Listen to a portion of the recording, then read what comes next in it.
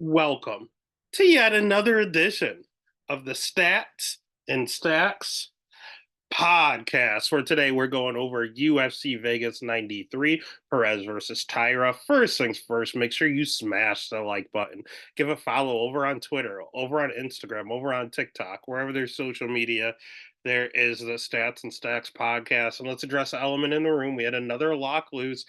Puja Tumar. We knew not to go against the UFC. UFC keeps talking about going to India. They keep talking about building a PI in India. They need more Indian talent. And what did we do? We bet against an Indian fighter. It went to a split. She did not win that fight. No one thought she won that fight, but the UFC is going to get their objective across. That's my bad. I thought she was so bad. What the UFC wanted didn't matter. Dana said, fuck that noise. Puja, by any means necessary. And she's going to get absolutely decimated in her next fight. So it is what it is.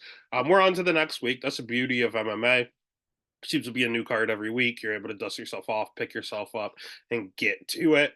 Card this week's not great, but it's an Apex card, so it's free. So there's nothing to complain about. Don't forget that it is the prelims start at 4 o'clock Eastern, so it is a little earlier than normal. So get done whatever you have to do on your Saturday, and just sit down, enjoy some fights, and let's make some money. So again, there's 13 of them. So let's go ahead and just hop into this damn thing with the very first fight of the night.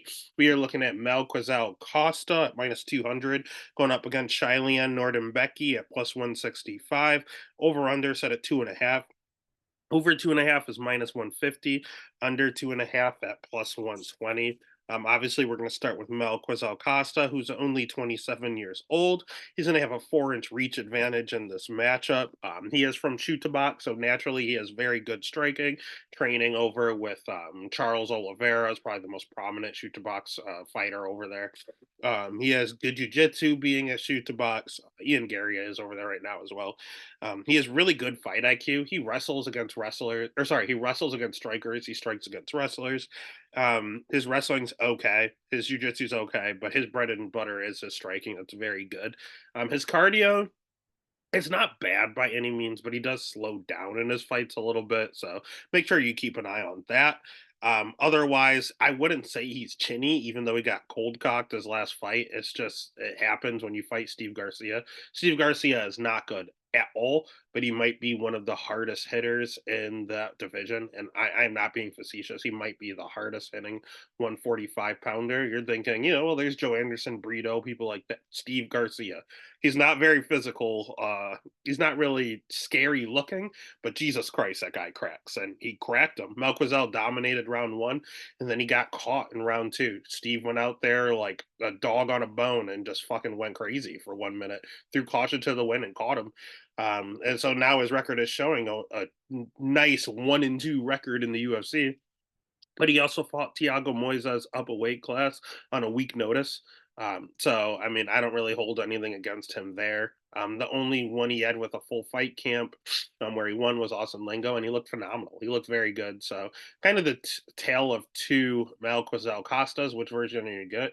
Are you going to get? What you're going to get is someone that has a good game plan and has talent everywhere. He's pretty versatile. On the other side, we have Nordium Becky, who I don't think very highly of. We did win money betting on him as like a plus 250 dog against Soriano. That's just because Soriano is the worst wrestler in the history of UFC. They then gave him TJ Brown, where he actually upset me, and he showed that his wrestling is good, man. Nardi and Becky is 30 years old, and wrestling is his bread and butter. He does not have the greatest jiu-jitsu. He really just wants to lay and pray. You talk about position over submission, and then you also have that level above, which is where Nordi and Becky thrives. Doesn't do anything. Does not try to submit you. He just wants to hold position. He would do it by any means necessary. The ref will stand this fight up if he gets a takedown, because they have not been playing around with that. We haven't seen him in a little bit. I mean, we saw him a year ago get knocked out by Steve Garcia. So it's funny that both of these guys they're both of their last fights were knockout losses to Steve Garcia. Go figure. Steve hits hard, man. Steve's not good, but he hits hard.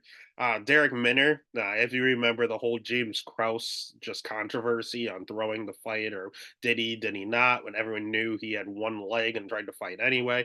Yeah, this is the guy he was fighting. So he went out there and got a minute win. But we all knew Derek Minner couldn't even stand, so he shouldn't have been out there. So you can't really count that. So the last time we saw this dude in his full capacity was against TJ Brown in 2022. It's been 2 years. The UFC in that 2 years has emphasized even more so damage over control. So his wrestling and hold you down style is not something the judges reward. In regards to his striking, it's not good at all. But he does hit decently hard himself. I will give him that. He's a short little Sean Shirk looking dude, hits very hard. He's like Asian Sean Shirk. Um, his cardio though is not good. His volume is atrocious, and he's a little hittable himself on his feet. So although he hits hard, he doesn't throw a lot, and you can hit him easily. So, and he's been finished quite a bit. Again, he got knocked out by Steve Garcia. Josh Kulabau pieced him up. Rong Zhu, who I think kind of highly of, knocked him out in 2 minutes. He got triangled before. He got knocked out before. Like this guy is not exactly durable. Actually, he's only lost by decision twice. All the rest of his losses, he went out there and got submitted or knocked out. So he's been finished 9 times. He's finishable. Ton of fights on his record, a lot of wear and tear. Not a big fan of this guy. He can win fights if you can't wrestle at all, and he can just take you down and lay and pray. But Malquizell can wrestle a little bit. He has pretty decent takedown defense, and again, he's good everywhere. And usually has a good game plan. So it should be Malquizell. Can I see him getting cold cocked? Absolutely. We just saw it his last fight. Could I see him get taken down and just lay and prayed? Absolutely. But I don't think the judges are going to reward that. So I am going to stick with Malquizell here. A pick is going to be Malquizell. The bet is going to be Malquizell Costa. Minus 200, pretty decent odds. Next fight of the night, we have Josephine Knutson at minus 245 going up against Julia Polistri at plus 200. Over under set at 2.5. Over 2.5 minus 395. Under 2.5 at plus 280. Let's start with Josephine Knutson. She's good, man. She's 7-0, and you see how serious she looks here. That's how she is when she fights, man. She's a scary, scary, mean girl, man. She's 28 years old, world class striking. She's a very, very, very good Muay Thai style striker. Her wrestling's good, sneaky good. Mainly from the clinch. She's not out there shooting doubles. But again, with her Muay Thai style, if she's very good in the clinch, and if she gets you in the clinch, she would just grab that body lock and drag you down to the ground. And she does it a lot, man. We saw her take down Isis Verbeek like 3 times. We saw her take down Marnik Man like 3 times. Like she will utilize that style. It does result in a lot of decisions, but she does have a knockout on her record, and she hits decently hard. If she wants to put you away, she can. Her jujitsu is not very good. It's not terrible, but with such a good wrestling base in times, or I should say heavy usage of wrestling, she's not really going for a ton of submissions. She'd rather knock you out. She'll do some ground and pound. That's about it. She's just really, really physically strong. I mean, look at her, you could tell. She also seems to have good cardio. She's not slowing down in any of her fights. I wish she threw a little more. She's not low volume at all, but she's one of these people that prefer to counter strike. So when you counter, your volume's usually a little lower. But she's a sniper, man. She doesn't miss. When she does throw, she doesn't miss. And it's not to the point where you're bored or she's not scoring. She throws enough. I like for them to throw at least 3.5 to 4 significant strikes per minute. She throws 3. So, I mean, she's right underneath, but it's not like, Shailan, Nuridi, and Becky throws 1.9. Like he's in the ones. When I say that guy's low volume, he's low volume. Josephine, she can throw more, but it's not terrible. And she's very hard to hit, man. She counters so well. She's very smooth out there, and she's very tough to connect on. Um, yeah, man, a lot of striking and a lot of clinches. On the other side, we have Julia, who I am just not a fan of. I'll give her flowers first. She will have a 3.5 inch reach advantage. She's only 26 years old, so she's going to get better and better each fight. Psycho is an appropriate name for her. She's fucking nuts out there. Her jujitsu's okay. It's not good, but it is better than Knutson's. She throws a lot more volume than Knutson, so that's very concerning. But the positives and the reason we're backing Knutson is because although she has good striking, she has a 3.5 reach advantage, and she throws a ton, she gets hit a shit ton, and she gets countered a ton. With all of that striking she's doing, she's just leaving her face out there to get clipped, and lesser competition is hitting her a lot. She's not going out. She's decently durable, but that style's not going to last. She keeps her hands very, very, very low. And the level of competition of these girls he's beating is not good whatsoever. That's why she's able to get away with this. Also, her takedown defense is not great. We saw Jasmine Jasdavicius utilize a very wrestle heavy game plan, and was able to get her to the ground and just dominate her. And I've seen her taken down multiple times on the regional scene. I will say she has good cardio. She will get back up, and she herself relies on just her physical strength, but I don't think she can out physical Knutson. Knutson is one strong chick. You just remember the picture of Knutson, how mad she looks. Julia's big. Knutson is strong and mean. Pelostri loves to move forward, but that's perfectly fine because, again, Knutson likes to counter. She wants you to come forward. And when Pelostri does get taken down, she does play guard a little bit too much. She can get up. She'll eventually get up, but she's in no hurry at all. She's that type of person that's going to try to hit you with an arm bar, hit you with a triangle. And although Knutsen's jujitsu isn't great, she can at least stay safe on top.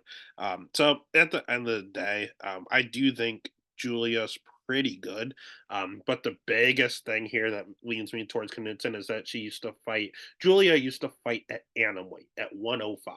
I don't know how she made that weight, but I know she can't make it anymore. Knudsen would literally have to cut off limbs to make 105. So Knudsen is going to be the larger girl out there. So at the end of the day, give me the larger, stronger, more talented striker in a striking affair. Julia doesn't wrestle. She has good jujitsu, but she doesn't wrestle. And if anyone's getting a takedown, it's Knudsen. So she's the better wrestler. She's the better striker. She's the bigger, stronger girl. She's the one that's going to get our money. The pick is going to be Josephine Knudsen. The bet is going to be Josephine Knudsen. Then that takes us to the next fight of the night. One we don't have to spend a lot of time on. We have Jekka Saragui at minus 355 going up against Weston Wilson at plus 280. Over under at 1.5. Over 1.5 is plus 220. Under 1.5 is minus 300. Let's start with Jekka Saragwe. He's part of the reason that this is lined at 1.5 and it's minus 300 to the under. Dude hits hard. I mean, just take a look at the guy. He has 14 wins. I want to say they're all by knockout, literally. I think he has a few submissions on his record. I should say they are all by finish. Literally, every one of his 14 wins are by finish. The dude is there for a good time, not a long time. And you look at his losses, concerning because he got Kimura because he was on the ground. He got rear naked choked in the fourth round because he gassed out, was on the ground. And then he got ground and pounded by Jubilee, who's not good because he was on the ground. Dude has no ground game, at least defensively speaking. Not good at all. Wrestling, his takedown defense is okay. But again, his bread and butter is that striking. And if he is on the ground, if he's on top of you, he's an animal. He's just not doing anything off his back. He won us a ton of money in his last fight against Lucas Alexander because Lucas Alexander was a little hittable. And you do not want to be hittable against Saragui because the dude hit hard. Like, the dude hits so hard. Coming from the road to UFC, but that's what he has. He has to put you away early, or he's going to fade, and you're probably going to beat him. The dude has no cardio. He has no grappling. His wrestling's not the greatest, but good God, he hits hard. So if you have a chin problem, you have a Jerka Saragui problem. That is what Weston Wilson has. He has one of the worst chins I've seen in the division. He has pretty decent jujitsu, but his striking is very robotic and slow. He's only in the UFC because he is good friends with Stephen Wonderboy Thompson. You think of like the Martin Sanos of the world that they let in because he was friends with the Diaz bros. Same ordeal with Weston Wilson and the nicest motherfucker in Stephen Thompson. That is literally the only reason Weston Wilson's there. And they said, you know what? You got to prove it, kid. So they unfortunately tried to murder this man. They gave him Joe Anderson Brito, who I compared to as one of the hardest hitters in the division, and he showed it. He went out there and KO'd him in 3 minutes. And then they decided to give him a young up-and-comer in John Silva. I don't think John Silva's good at all. I think he's very cocky. I think he's very conceited, and I think he's very overrated. The only thing he has is power. And Jesus Christ, he put it on display against Weston Wilson, knocked him out in 4 minutes, and he dropped him about 5 times in that 4 minute span. Yeah, Wilson's very hittable. Even though I have a 4-inch reach advantage, which is nice, try to keep Jared Saragui at bay. he's just too physically unathletic. Like he's not he's not a athletic. I forgot what he does. He does like he's a IT guy, I believe. Fighting's not even his full-time job. He has a full-time IT job and he does fighting on the side and it shows. The dude's not good. He has good jujitsu, but he can't wrestle. So he can't really use his jujitsu when he can't wrestle. He's very chinny, has a very bad level of competition. Yeah, man, this is a setup fight. This isn't good. This is trouble. So the pick is going to be Saragway. The bet's going to be Saragway, but he's not really one to be trusted. So I'll be honest with you. I was gonna click the button for Saragway at minus 355, but the under 1.5 is minus 300. It's better odds just to take the under and cover yourself on both sides. So it makes no sense to bet Saragway. The pick is going to be him, but the bet's just going to be the under 1.5. Let's just take the. What if they accidentally fall to the ground and Weston Wilson's on top? He could sub him. Okay, the under would hit. What if Jekka does what he's supposed to and just beats the absolute shit out of him and puts him out in 2 minutes? Okay, the under hits. Why would you not bet the better odds with the better possibilities? Pick a Saragway. Bet is the under 1.5. Then that takes us to the next fight of the evening. What I'm interested in, we have Carly Judice at plus 160 going up against Gabriela Fernandez at minus 200. Over under set at 2.5. Over 2.5 minus 210. Under 2.5 plus 160. Let's start with Judice because I love this girl. Dude, she's only 3-1. She's not very experienced at all, but the UFC called her up because they loved her fight on the Contender Series. It was one of the best fights on the season. She ultimately lost via split decision to a girl that I don't think too highly of, but it was a war, man. They both threw. Ernesta ended up throwing like 210 significant strikes, and Carly threw like 190 and landed. Like it's insane. The amount of volume they set UFC records with the amount of volume both girls put in together. Um, and outside of her volume, that showed that she has good cardio, or at least good enough cardio to go 15 minutes. Because before that, no one knew. When you look at her record, round one knockout, round one knockout, round one knockout. She's not going to decision. She's a finisher at 115. Or sorry, this is 125. Excuse me, at 125, she's a finisher, man. She hits extremely hard. She's going to have a 2-inch reach advantage in this matchup. Again, she's only 25 with 4 pro fights. Like, she's going to get better every time we see her. And the version I see is pretty decent.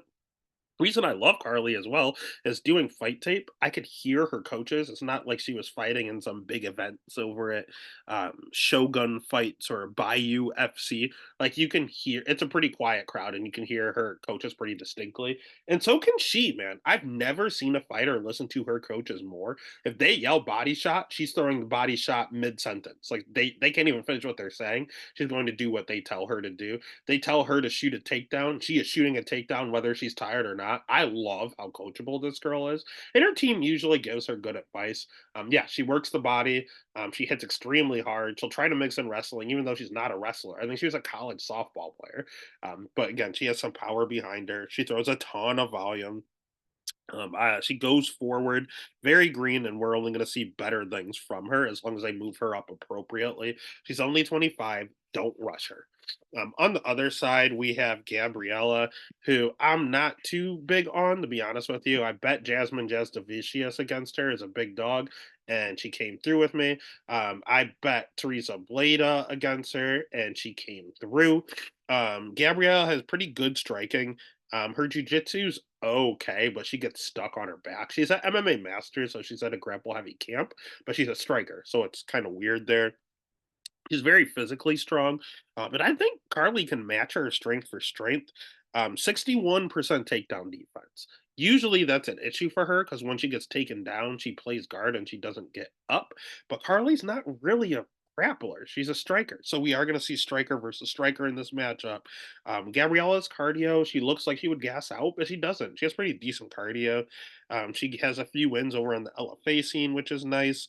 And so again, the wrestling doesn't matter. Gabriella definitely has a jiu-jitsu advantage, 110%, but she can't wrestle. So that's not going to be utilized. It's just going to be striker versus striker. One girl hits really hard. One girl hits really hard with a ton of volume. I don't know. I really don't know. It's experience and good striking against power and good striking and volume. So, or actually, I say power. It's volume and good striking against experience and good striking, and they both hit hard. Which one do you want to go with? I think that's 50-50. So I see one side is plus 160. That's the side I'm going to go. So the pick is going to be Carly Judice. The bet is going to be Carly Judice. Then that takes us to the next fight. One I don't feel good about at all. We have my boy Garrett Armfield. I love this guy at minus 185, going up against Brady Highstand at plus 155. Over under set at 2.5. Over 2.5 minus 195. Under 2.5 at plus 150. If I'm going to talk him up, let's start with him. Garrett Armfield's an absolute beast. He has very good striking. He's only 27 years old. Jiu-jitsu could be better. It's not great, to be honest with you. He got subbed by David Onama. He got subbed by Mateo Vogel. Both those guys are good grapplers, but he did get finished. And then his other losses to Ronnie Lawrence. So Mateo Vogel was on the Contender Series last year. CFFC guy. He's actually very, very good. People just don't know who he is. He's a UFC caliber talent. David Onama is a top 15 guy in the weight class, and Ronnie Lawrence, we know him from Contender Series, could potentially be a top 15 guy in the weight class. Those are his three losses. And you're thinking, well, he doesn't have any great wins. Yeah, he does. His last one against Brad Katona. Great, great win. Do I think it was close? Absolutely. Do I think he won? Yeah, I can see it. Initially, no. But when I went back and did fight tape, I think you can definitely justify him winning that matchup. He throws a ton of volume. He hits decently hard, has a ton of knockouts on his record. His cardio checks out. He does slow down in his fights as well. But again, there's a difference between gassing out and slowing down. He'll go a hard 15. He's going to be exhausted afterwards. He's not going to have as much pop for the last like 3 minutes of the fight. He's going to get a little more hittable as the fight progresses, but he's going to keep pushing through and he's going to keep fighting for your money. He's an overall really, really, really good prospect. Marathon MMA. I don't want to like Trey Ogden as a coach, but he's a pretty damn good coach. So yeah, I like everything about Garrett Armfield except for his jujitsu. And one major, major thing. 64% takedown defense. We saw David Onama take him down multiple times.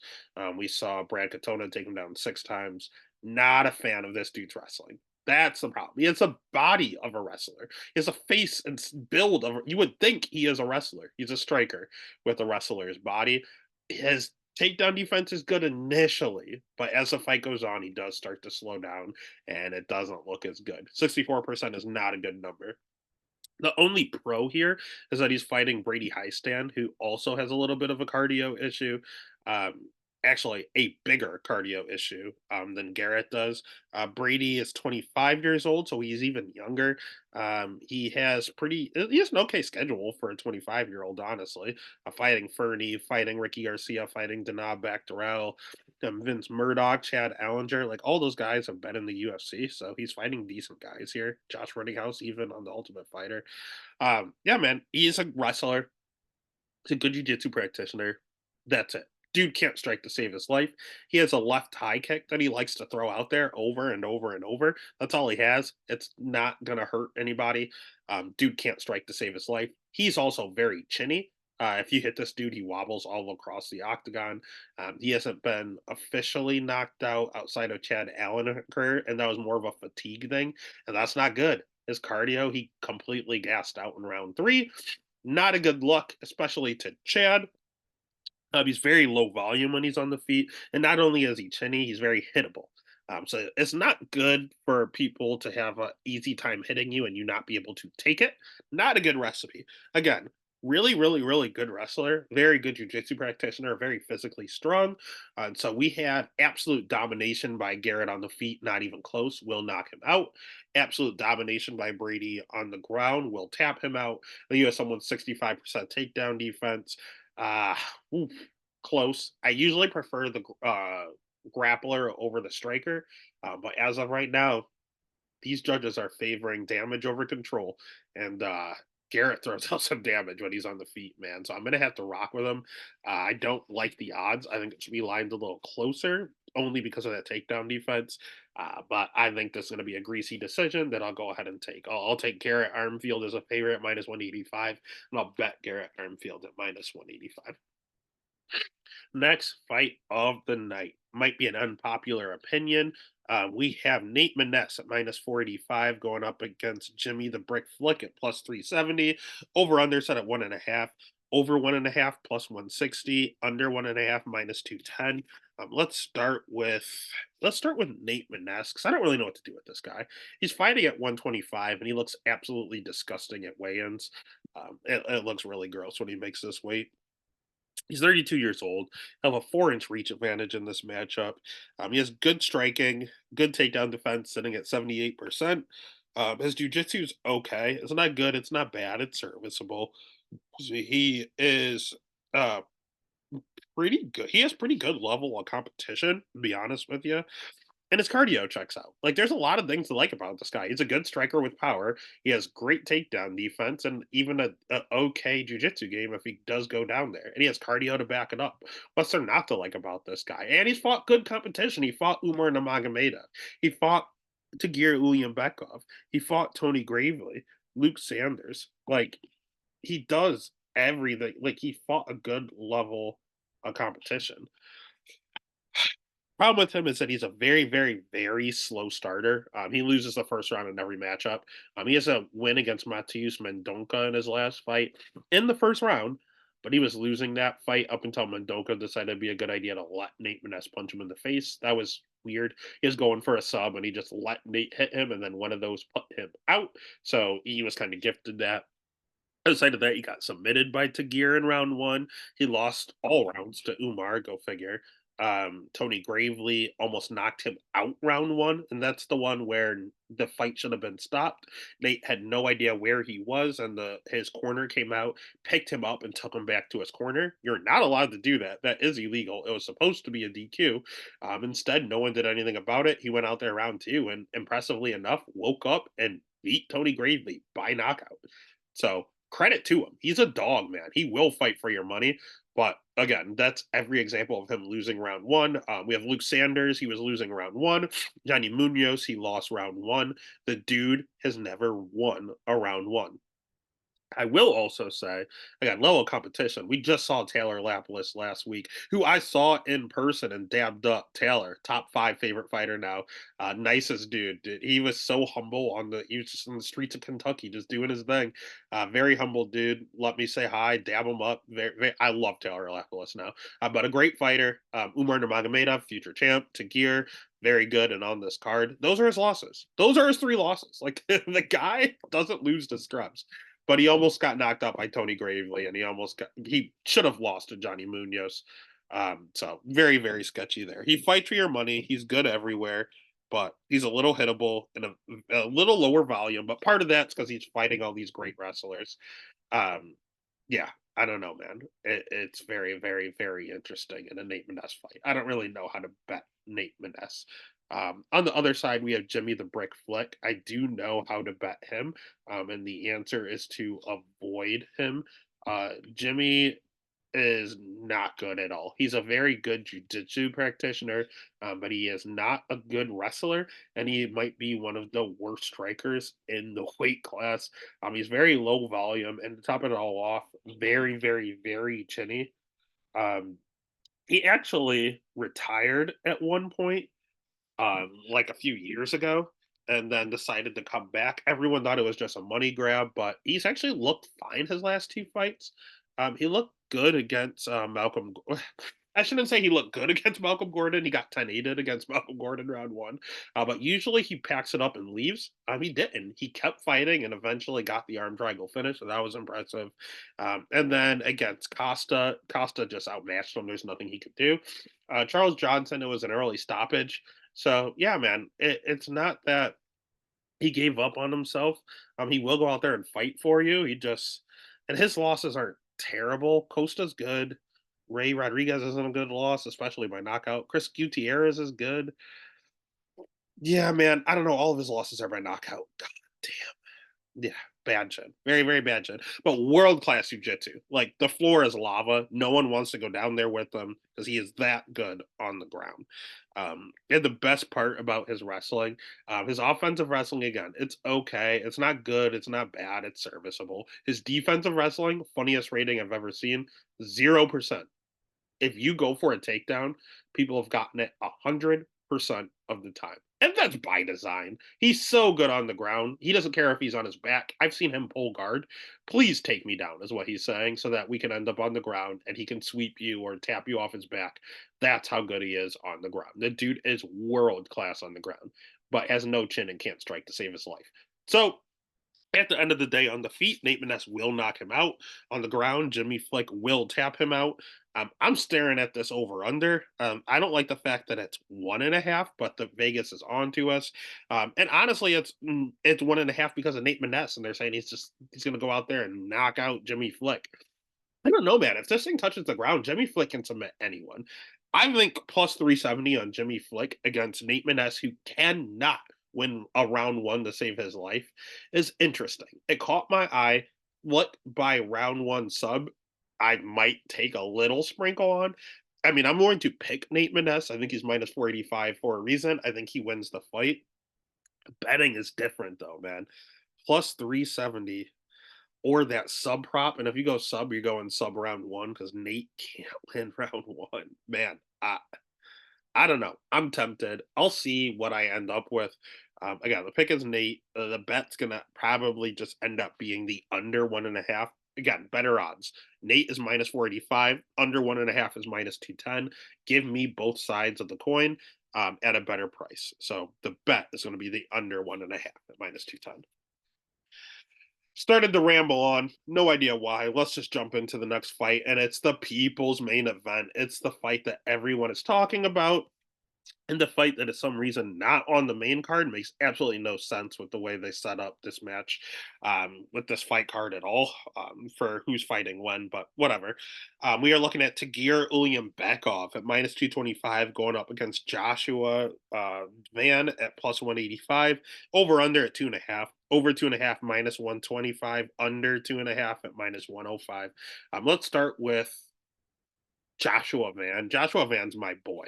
I love Joshua Van. I did bet against him in his UFC debut against Zalgal Sumagulov because I feared for his wrestling and his jiu-jitsu. He has a striking and soccer background, but the dude is a world-class boxer, man. Like he's very, very clean on the feet. He's only 22 years old. That's part of the other reason I faded him. He was 21 with no jujitsu or wrestling. There's no way I was doing that against a Russian. And then he went out there and he shut my ass up.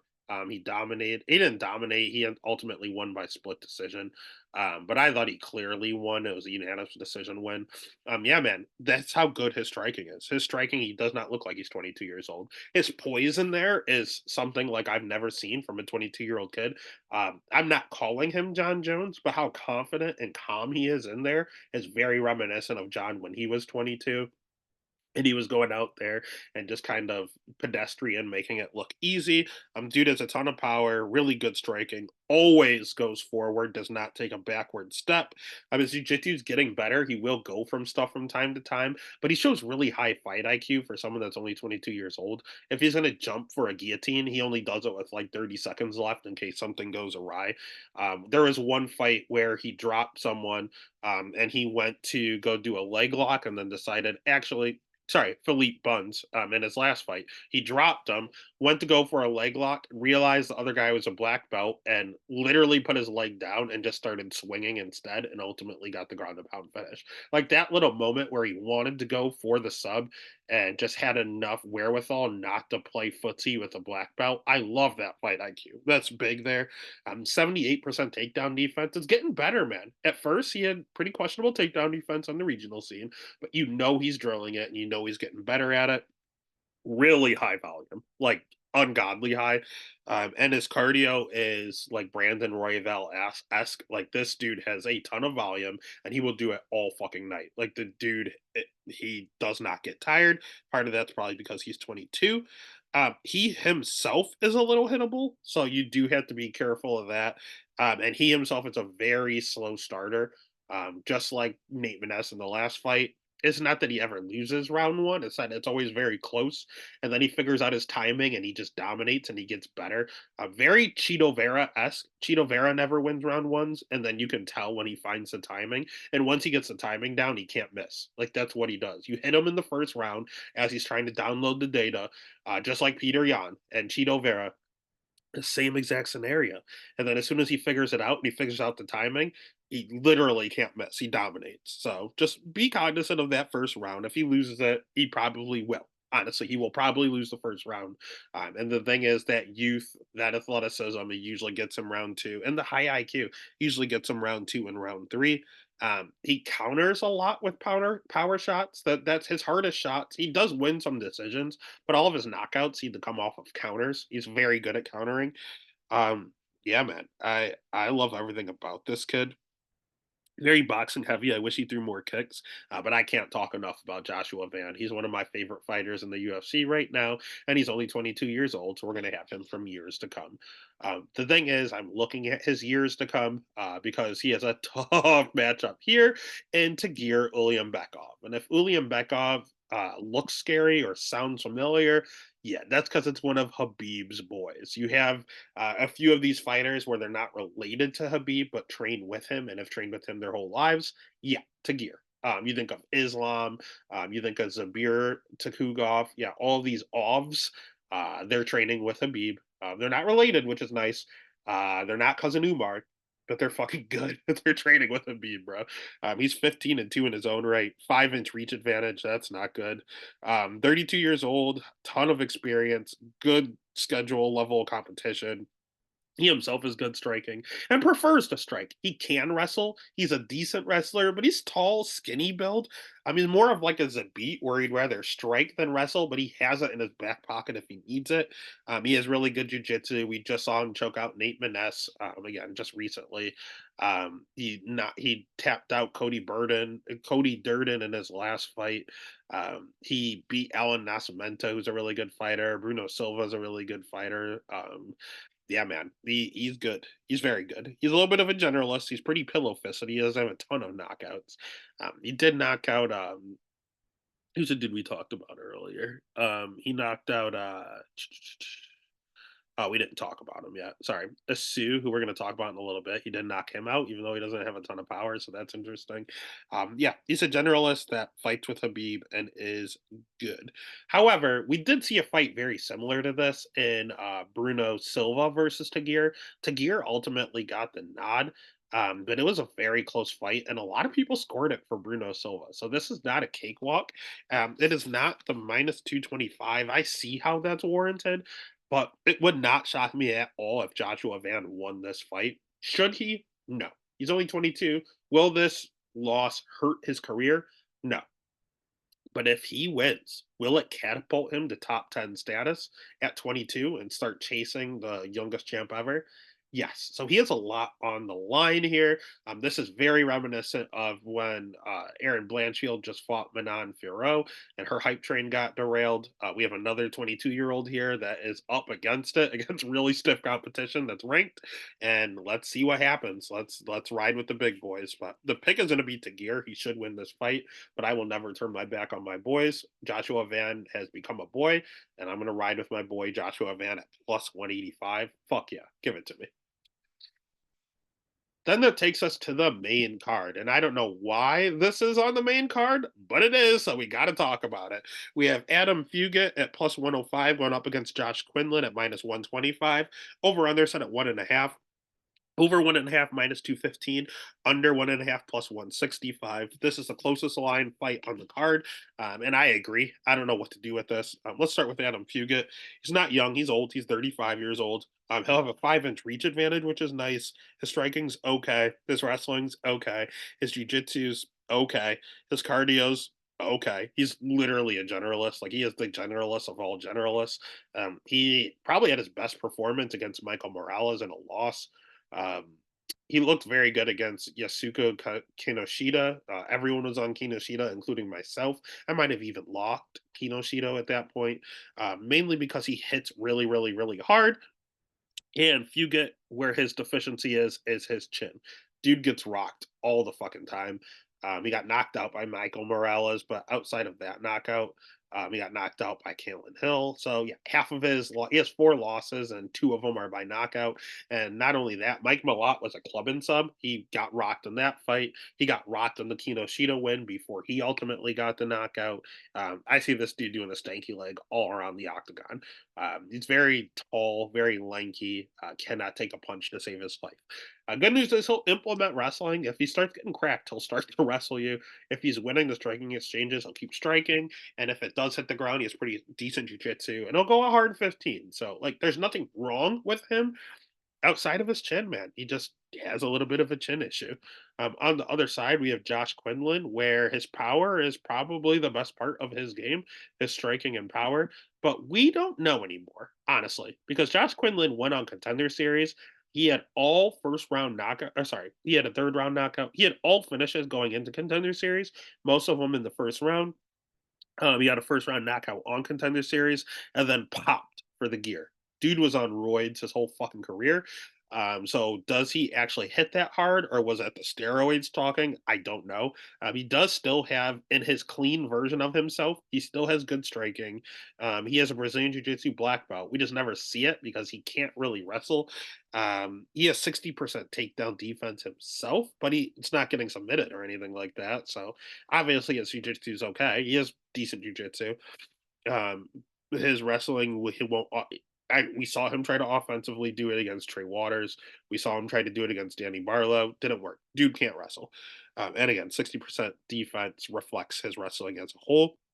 He himself loves to counter a ton, and he does still hit decently hard. He knocked out Jason Witt, but again, Jason Witt, without a shadow of a doubt, had the worst chin and middleweight history in the UFC. So, what does that really say? Does that say he still has this power, or does that mean Jason Witt's chin is that bad?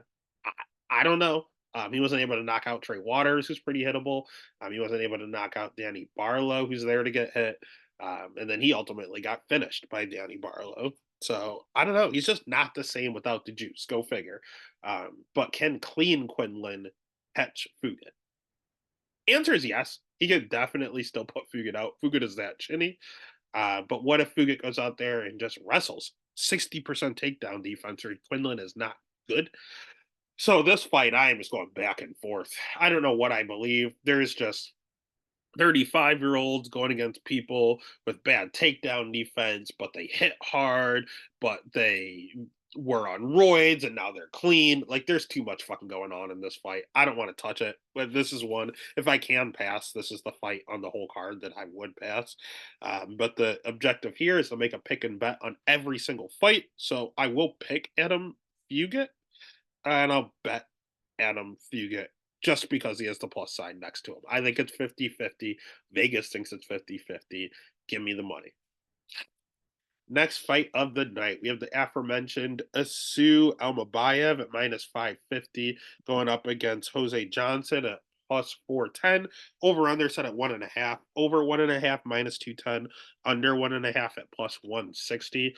Let's start with Asu. He's so good. I love this guy. He has really good wrestling, very good single leg. Like, his singles world class. Good jiu-jitsu to accompany his good wrestling. His striking on the feet's not bad. Very kick heavy. A lot of it's just distance control, keep you away until he can shoot. But the good thing is it looks flashy and it looks good. So even though he's not knocking anyone out, he's throwing all these spinning back fists and spinning wheel kicks and stuff to where it's making the judges and crowd ooh and ah. And then he goes and gets the takedown where he wants it to be. So that's good. 30 years old, so he's in his prime. His cardio checks out. He'll slow like a touch, but he's perfectly fine. He'll keep wrestling all 15 minutes. Um, he's been KO'd before. Again, Tagir knocked him out, and Tagir is pillow fist. So that scares me. Maybe he does all that kicking just to keep a distance because he doesn't have a chin. Maybe he does all the wrestling to keep you on the ground because he doesn't have a chin. That is a high possibility. Um, but what I will say, even though he's been chin checked before, And he shoots from really far away. I do not like how far away he shoots. He's just asking for someone to knee him coming in. It hasn't happened yet with the knee. And the other part I'll say is that most of his wins, most of his submission wins, I should say, are by rear naked choke. And the only reason I bring that to light is because he predominantly wrestles and he's fighting Jose Johnson, who has one of the worst takedown defenses in the division at 36%. And when he does get taken down, the first thing he does is give his back. Giving your back to a guy that has like all rear naked choke wins is a terrible, terrible idea. So Jose is going to have to keep this on the feet. If he does, Jose has a ton of knockout wins. The dude cracks. He hits extremely hard. He has good striking on the feet. He himself is a year younger at 29 years old, and he'll have a significant 6.5-inch reach advantage. Jose could very well crack him, especially when Asu's throwing his flashy kicks to keep you away. I think Jose can still reach with his hand. And at that point, he can just counter. If you're throwing a naked leg kick or just a naked kick in general, people get countered with an overhand all the time and get put out. And I could see that happening to Asu. It's happened before. It can definitely happen again. It happened against someone who doesn't hit as hard as Jose. Jose could 110% catch him with something. Or what happens is what Vegas thinks, and Asu gets the takedown and pretty much game over. It's just that giving up his back ordeal. Jose has pretty decent cardio himself, and his jiu-jitsu is all right, but he gets pretty sloppy down there. He gets swept all the time. But yeah, Cartwright taking him down 9 times. Chad Ellinger took him down 6 times.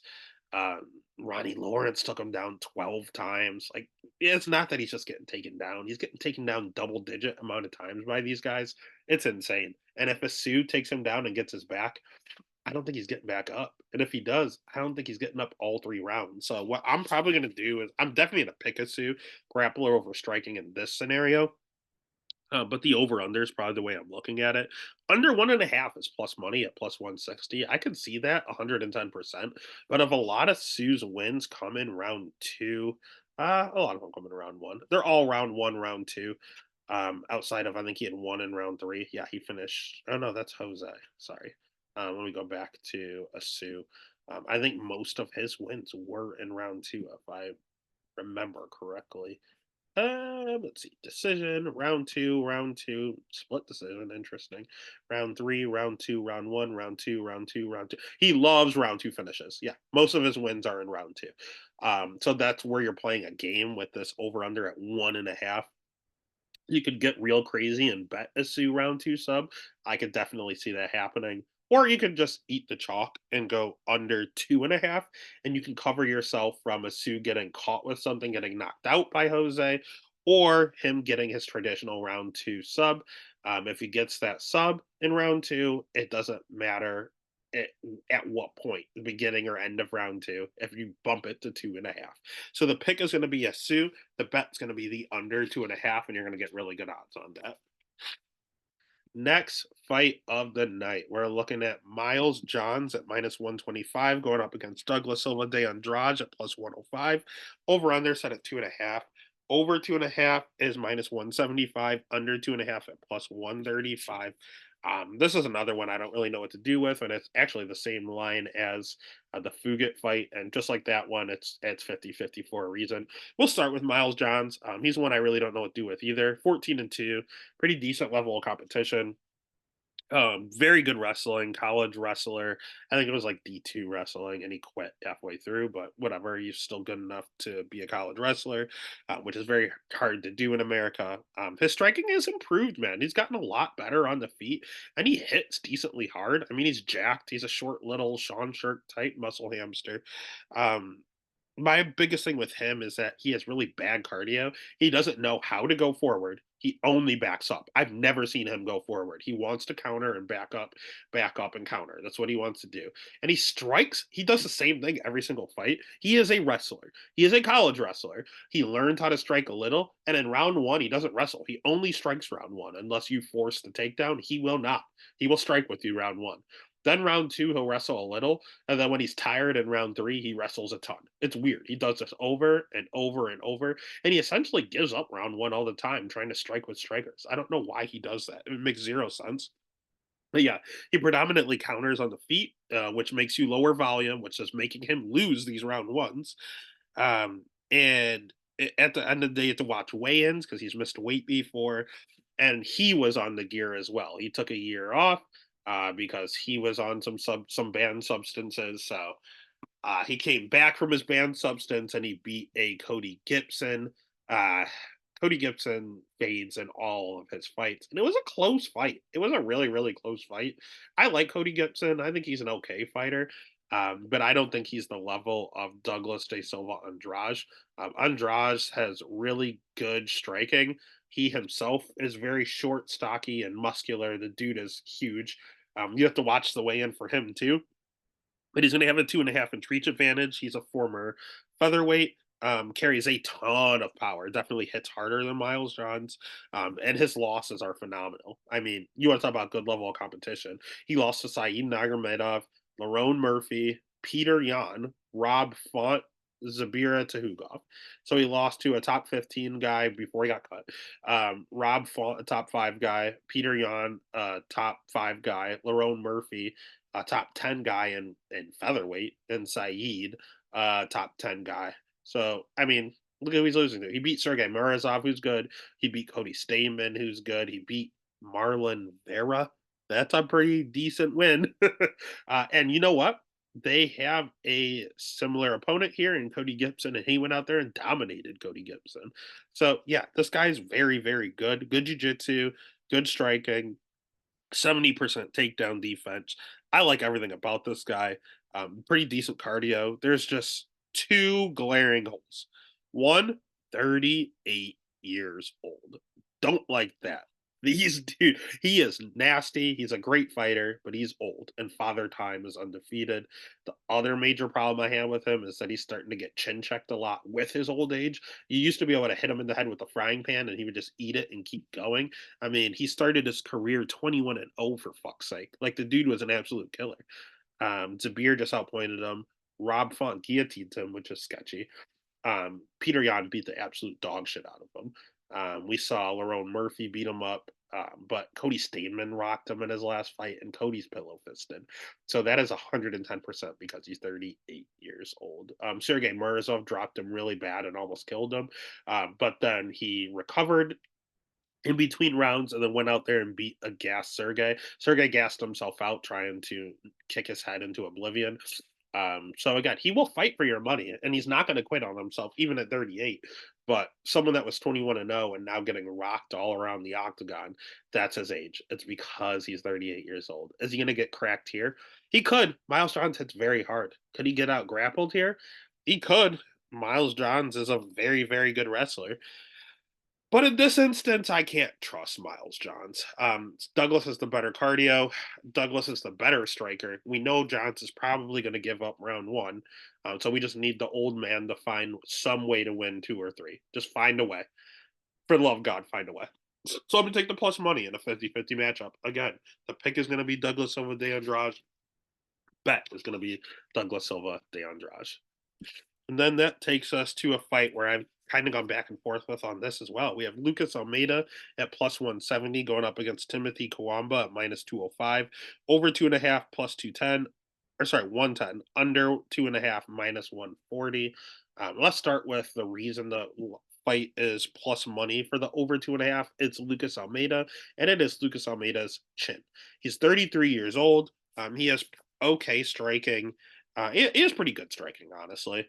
His jujitsu, he is a black belt, so he's good on the ground, pretty decent ground game. Doesn't wrestle at all, doesn't know how to spell wrestling. 40% takedown defense. Can't do it offensively and can't really stuff one either. That's not a good look. His cardio's good. His schedule is really good. Fighting Andre Fili, Pat Sabatini, Daniel Zellhuber. Those are good losses. Fought Michael Trizano. Like, good schedule. Um, Good cardio. Like, I like everything about this guy outside of his wrestling, man. He can't do it offensively, and he doesn't know what's going on defensively. 40% takedown defense. And not only that, dude's chinny. Andre Fili knocked him out. Andre Fili has pillow fist. He should not be knocking anyone out. Pat Sabatini submitted him because Pat's that good on the ground and a good wrestler. He's going to catch him eventually. Daniel Zellhuber dropped him a million times. Michael Trezano had him doing the stanky leg before he knocked out Trezano in round three. Nice come from behind win. Dude fights for your money. But again, these guys that are getting these come from behind wins, why do you have to come from behind? What's going on early that you have to come from behind? He gets cracked all the time, man. He gets countered. That's the issue. It's not like he's just going out there and getting hit. He gets countered. He throws everything in combinations, and as soon as he's done with this combination, he does they call taking pictures, but he'll just kind of stop and admire his work. And as he stops, he gets fucking cracked. And if you counter this dude, he's wobbling. He can't. If he's blocking your shot, he's fine. But if you counter him and catch him on the chin, which a lot of people do, and he doesn't have the greatest head movement after, he'll start off with good head movement, but somewhere along the way, he just decides moving his head is a bad idea, and then he gets countered and he gets cracked. And it only takes one with this dude. He does a stinky leg every single fight. On the other side, we have Timothy Kawamba, and the reason I'm scared of this is mainly because he's 25 years old, man. We see these young big favorites lose all the time. It's just too much too soon. He has good striking, ton of power, pretty good volume. Best part of his game, counter striking. So that's a thing. Almeida gets countered all the time, and Kawamba, that's the best part of his game. He waits and he waits. He's very patient. As soon as you throw a combination, he's countering and he's cracking you hard. Has decent power. Has wrestling in his back pocket. It's not the greatest, honestly. People hype up his wrestling better than it is. And then we saw him against Balaji or Oki not look the greatest with his wrestling. We saw Mateo Vogel, we just talked about. His wrestling looked okay in that matchup. But on the regional scene, I've seen him taken down multiple times. I mean, his only loss is because he got taken down and near naked choked.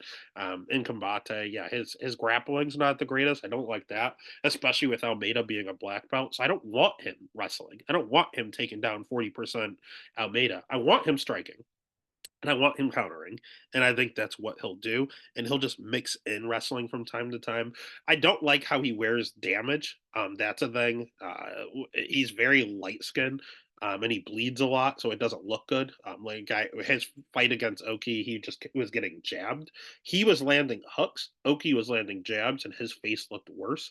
So not a fan of that. But again, he fought Oki on literal 6 days notice. He had a fight 1 week before that, and he went up a weight class. Like he fought the 2nd of February, and then he fought 8 days later for his UFC debut, up a weight class on the 10th of February.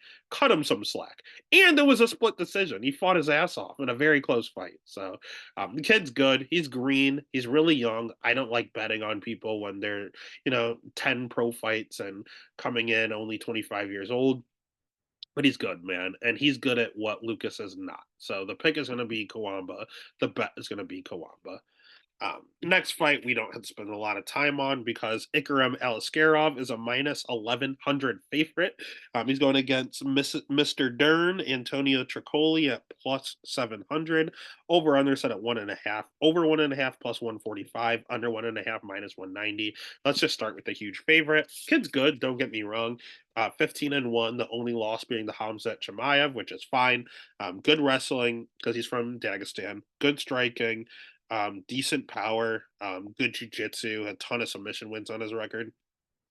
He does slow down a touch, so we have to watch that cardio. But a lot of these Dagestani guys go out there and have suspect cardio, but will push through just as he does. He's been KO'd before and he's been chin checked before, but it's not anything to be super worried about unless he's fighting some sort of like killer. Which there are some at one, like if he's fighting Alex Pereira or not Alex Pereira at 185 anymore, but if he's fighting someone that hits extremely hard at 185, he could run into some issues.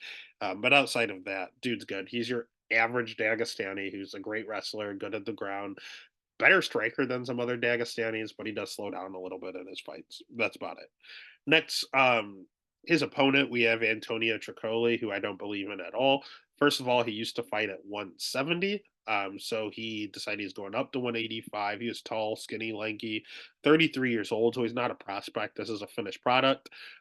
Striking, not great. It's serviceable. 6-inch reach advantage, which is nice.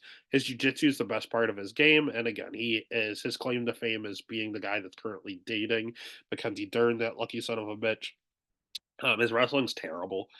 So although he's great on the ground, it's not really gonna be used unless he gets taken down, because he is not taking down a Dagestani wrestler at all. So that leaves him striking, and he's not the greatest striker at all. He does have a ton of front chokes. So if he wins this fight, it's because Ikram is an idiot and decides to take him down and leaves his neck out there. He has rear naked chokes. He has anaconda chokes, arm triangles. Everything is literally him wrapping around your neck, every single one of his submissions. So don't leave your neck out there. But he has a loss because he got out grappled by Jacob Volkman. Jacob Volkman is like 40 years old and a former lightweight. And this dude is now at 185, so that's something. Diego Lima has one of the worst chins at welterweight I've ever seen. It's not able to put him out, and he ultimately got leg kicked to death by Diego Lima at welterweight. Like, these are not good losses at all. And his wins are not good at all. So yeah, he kind of sucks, to be honest with you. He can catch him. Don't get me wrong. His jiu-jitsu is good enough to catch it. If Ikaram, who is Russian, he just has an itch and he has to take him down, Tricoli could definitely catch him in a choke. He could guillotine him. He could anaconda. He could catch him in something on his way in. That is it. He's not going to outstrike Ikaram. He's not going to take him Ikaram down. I promise you that. So it's just a matter of a puncher's chance, and the odds reflect that. So the pick is going to be Ikaram at minus 1100. Go figure. The bet is going to be Ikaram. I don't really want to bet Ikaram at that price, or I refuse to it at minus 1100. So that leaves you with looking at method. He can knock him out. He might try to sub him. It wouldn't surprise me.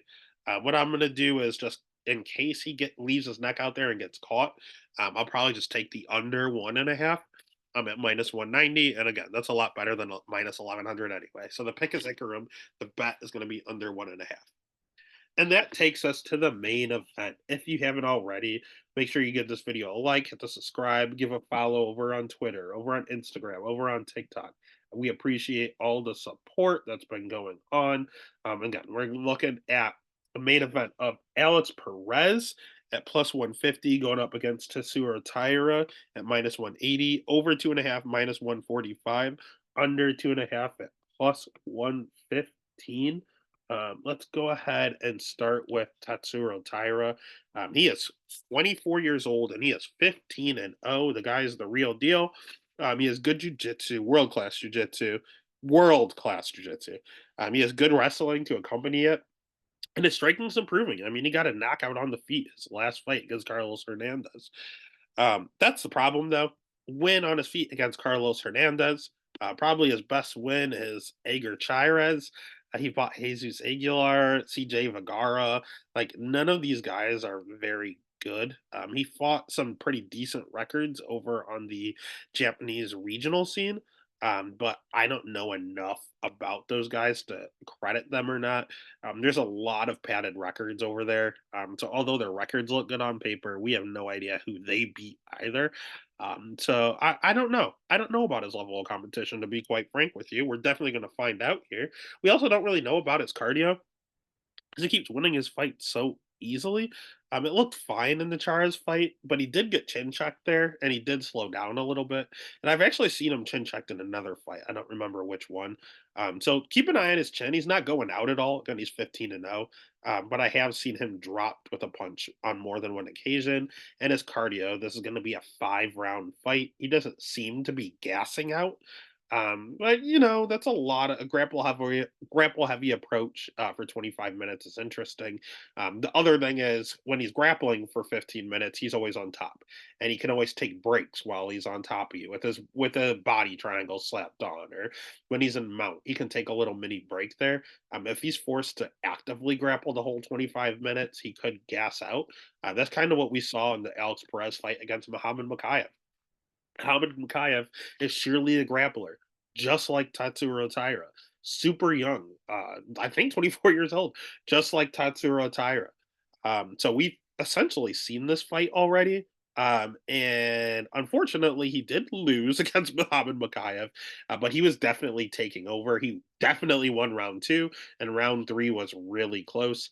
Alex Perez he's 32 years old, so he's still in his prime. I feel like he's a lot older than he really is. He has good striking.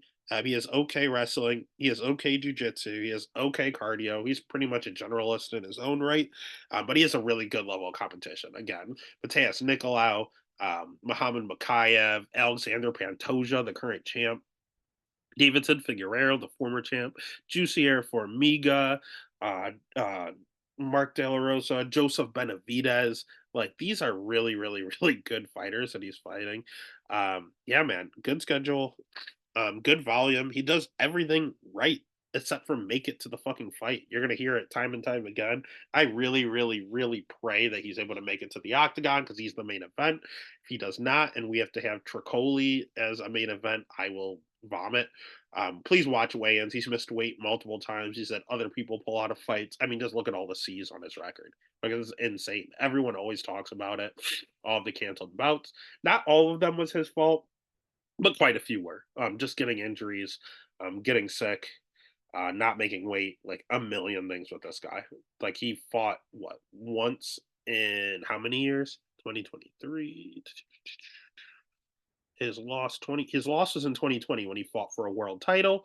And then he didn't fight again until 2 years later in 22, and then he didn't fight again until 2 years later in 24. So he fought twice in a 4 year period. Like that's pretty bad. And it's not that he was just sitting around, canceled fight after canceled fight after canceled fight. So we don't even know if this fight's going to actually happen. But he does have 82% takedown defense, and that's what is concerning for Taira. Taira looks great. He seems to be a good wrestler. He seems to have good jujitsu, but we have not seen him get a lot of resistance in these matchups.